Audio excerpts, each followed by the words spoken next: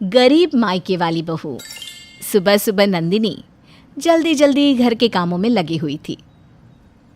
बहू, नाश्ता बना कि नहीं? जी माँ जी, बस चाय छान कर लेकर आ रही हूँ। फिर जैसे ही बहू चाय छानने जाती है, उससे भगोना छूट जाता है और सारी चाय जमीन पर बिखर जाती है। क्या गिरा? अंदर आकर देखती है कि पतीला गिरा है। सत्यानाश हो, सुबह सुबह फिर से एक नुकसान। मेरा बेटा चाय की पत्ती अमेरिका से लाया था। अब बर्बाद हुई ना उतनी चाय पत्ती। उसके पैसे क्या तेरे गरीब माँ बाप देंगे? जेब से फूटी कौड़ी तो निकली नहीं उनके। मर दिया अपना बोझ हमारे सर, वो अलग। सॉरी माँ जी। अब तक तो आप समझ ही गए होंगे कि ये कहानी है नंदिनी की, जो कि एक गरीब घर से है। इस कारण उसे बार बार गरीबी का ताना झेलना पड़ता है।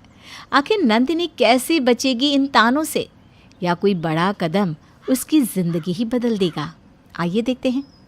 एक दिन नंदिनी की ननद पारो घर आती है। कैसी हो माँ? मैं एकदम बढ़िया हूँ बेटा।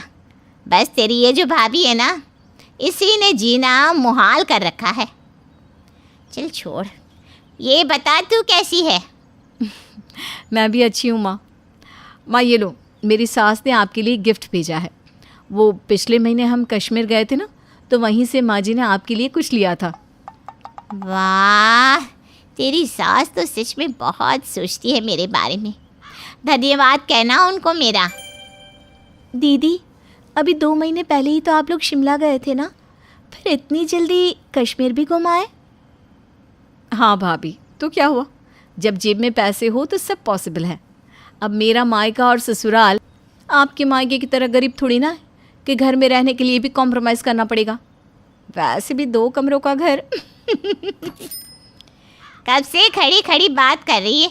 मेरी बेटी इतने दिन बाद आई है, कम से कम पानी को तो पूछ ले। गरीब के घर की है ना, क्या जाने खाना पीना। तो क्या माँ गरीब हवा पर जीते हैं? जीते होंगे, इसीलिए तो इसने अब तक तुझे कुछ खाने को ला के नहीं दिया बेटा। सास और ननद की बात नंदिनी को बहुत बुरी लगती है, लेकिन वो बिना कुछ बोले वहाँ से चली जाती है और जल्दी से ननद के लिए नाश्ता लेकर आती है।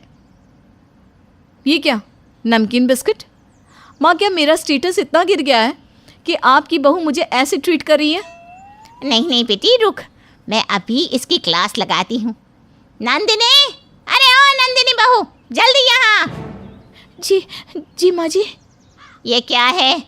मेरी बेटी को तूने अपने मायके वालों जैसा समझा है क्या, जो नमकीन बिस्किट लाके दे रही है? तेरे मायके में खिलाते होंगे नमकीन बिस्किट। जा, मेरी बेटी के लिए बाहर से समोसा जलेबी लेकर आ। माँ, मैंने तो नमकीन बिस्किट इसलिए दिया क्योंकि खाने का समय हो गया है। मैं बस डाइनिंग टेबल पर खाना ही लगाने जा रही हूँ। जो कहा है वो कर, ज़्यादा दिमाग ना दौड़ा, वरना भेज दूंगी तुझे भी तेरे गरीब माँ बाप के घर, फिर सड़ना उसी गरीबी में। नंदिनी बिना कुछ जवाब दिए ननद के लिए जलेबी समोसा लेने चली जाती है, जिस कारण उसे घर आने में देर हो जाती है और सबको खाना परोसने में भी। बहू, आज इतनी देर क्यों लगा दी खाना बनाने में? जी वो पापा जी। इसके आगे कि नंदिनी कुछ बोलती। देर तो करेगी ना रसोई में, इतना सारा सामान देखकर चकराज हो जाती होगी कि इतनी बड़ी रसोई में क्या बनाऊं मैं। इसके मायके में थोड़ी ना इतनी बड़ी रसोई देखी होगी इसने। गरीब की बेटी बड़े घर में शादी हो जाए तो ऐसा ही होता है, लड़कियां फूली ही नहीं समाती, फिर ससुराल वालों को देर से ही खाना खिलाएगी ना। माँ, अब नंदिनी को ऐसा क्यों कह रही हो? भाई, तू भाभी के लिए माँ से क्वेश्चनिंग कर रहा है? अब नहीं बहन, मैं तो बस यूं ही पूछ रहा था। मुझे पता है नंदिनी ने ही कुछ किया होगा, तभी माँ ऐसा बर्ताव करती है। फिर सभी चुपचाप खाना खाते हैं। उसके बाद नंदिनी किचन समेटने में लग जाती है कि तभी अचानक से उससे एक प्लेट गिरकर टूट जाती है। उसी समय पारो पानी पीने वहाँ आती है। सत्यानाश हो भाभी, आप मोम की गुड़िया हो क्या? एक काम ढंग से नहीं कर सकती? आपकी माँ ने कुछ सिखाया नहीं क्या आपको? हाँ, जब इतने महंगे बर्तन होते इसके यहाँ तभी तो माँ सिखाती ना।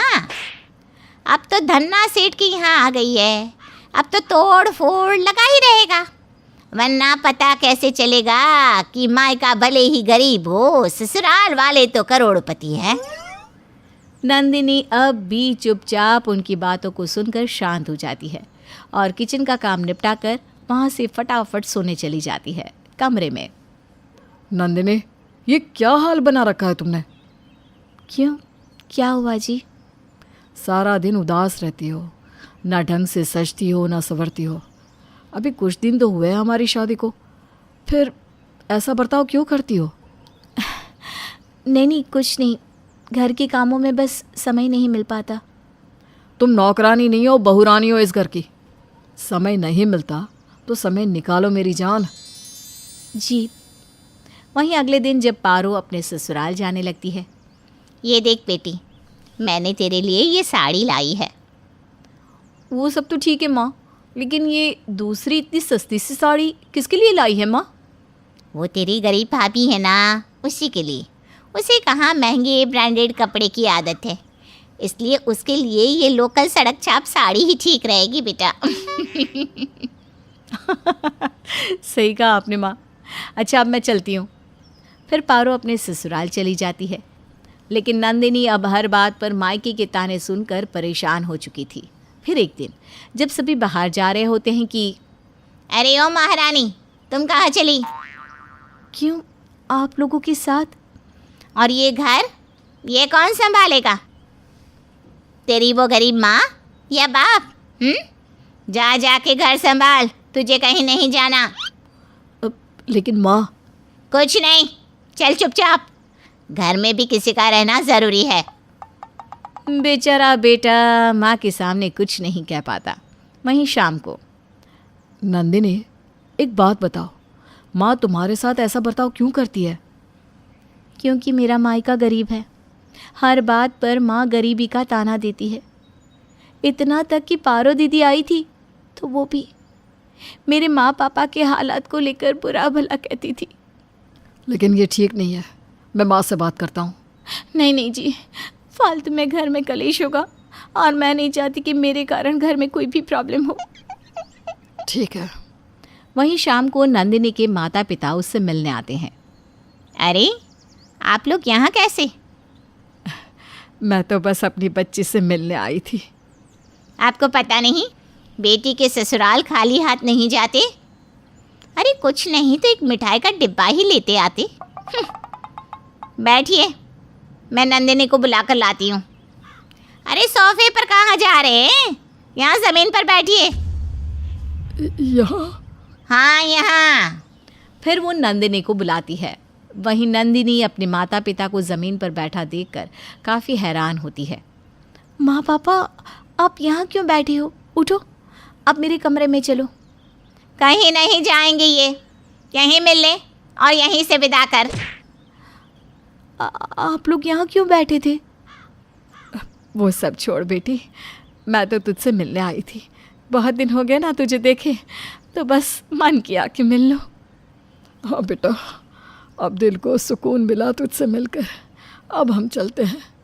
माता पिता तो वहाँ से चले जाते हैं, लेकिन अब नंदिनी का गुस्सा फूट पड़ता है और वो ये निश्चय कर लेती है कि सास को सबक सिखा कर रहेगी।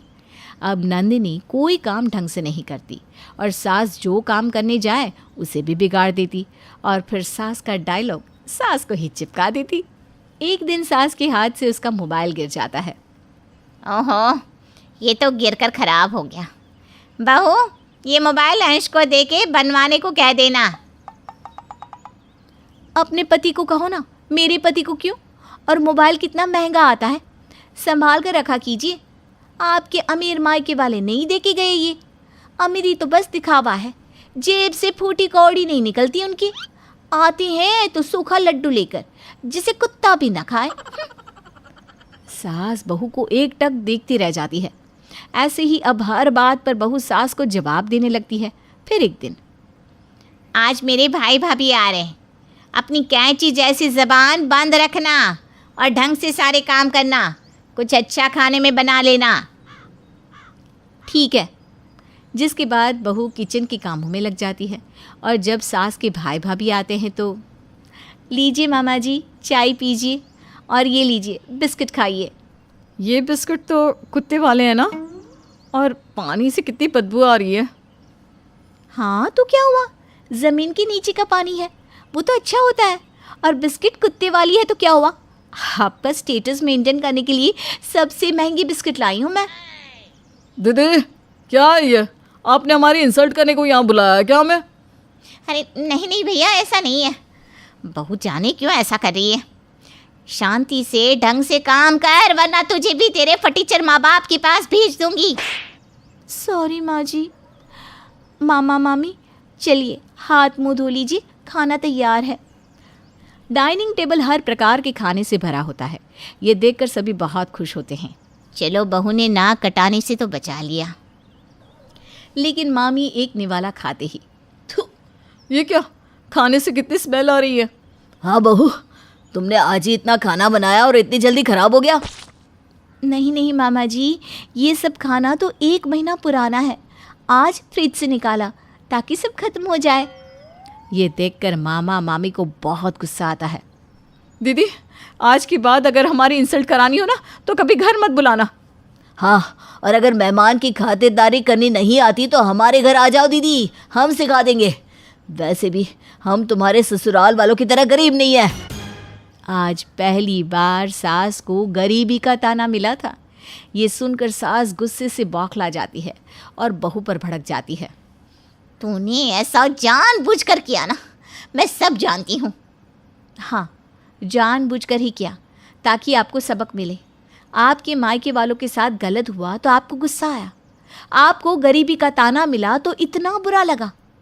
और मेरे बारे में सोचो, जब से आई हूँ एक दिन भी ऐसा नहीं कि आपने मेरे मायके वालों को बुरा भला नहीं कहा हो, लेकिन मैंने तो सब सह लिया।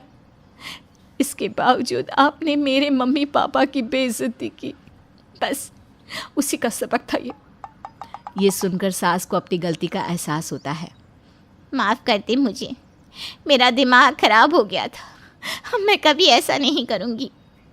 जिसके बाद सास बहू को गरीब मायके का ताना देना बंद कर देती है और हंसी खुशी से अपनी बहू को रखती है।